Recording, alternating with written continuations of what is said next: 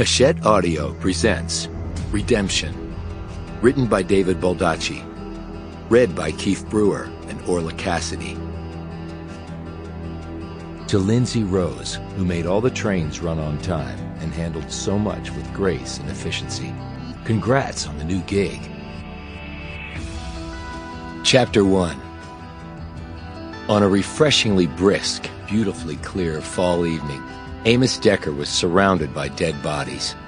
Yet he wasn't experiencing the electric blue light sensation that he usually did when confronted by the departed.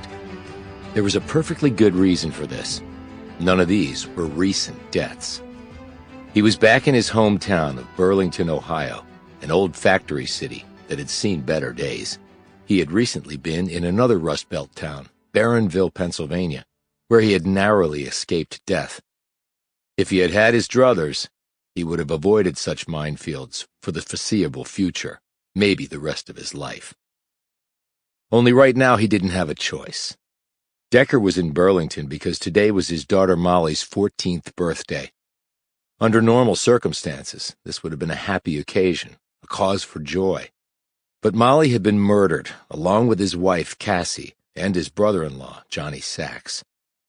This devastating event had happened shortly before her 10th birthday, when Decker found them all dead in their home. Gone forever. Taken from life in the most outrageous manner possible, by a deranged mind hell-bent on violence. Their killer was no longer among the living, but that was of absolutely no solace to Decker, though he'd been instrumental in ending that life. That was why his birthday visit was at a cemetery. No cake and no presents. Just fresh flowers on a grave to replace ones long dead from a previous visit. He figured he would be here for every one of Molly's birthdays until he joined his family 6 feet under. That was his long-term plan. He had never contemplated any other. He shifted his weight on the wood and wrought iron bench next to the twin graves, for daughter lay next to mother. The bench had been gifted by the Burlington Police Department, where Decker had once toiled, first as a beat cop and later as a homicide detective. On it, tarnished by weather, was a brass plaque that read, "In memory of Cassie and Molly Decker."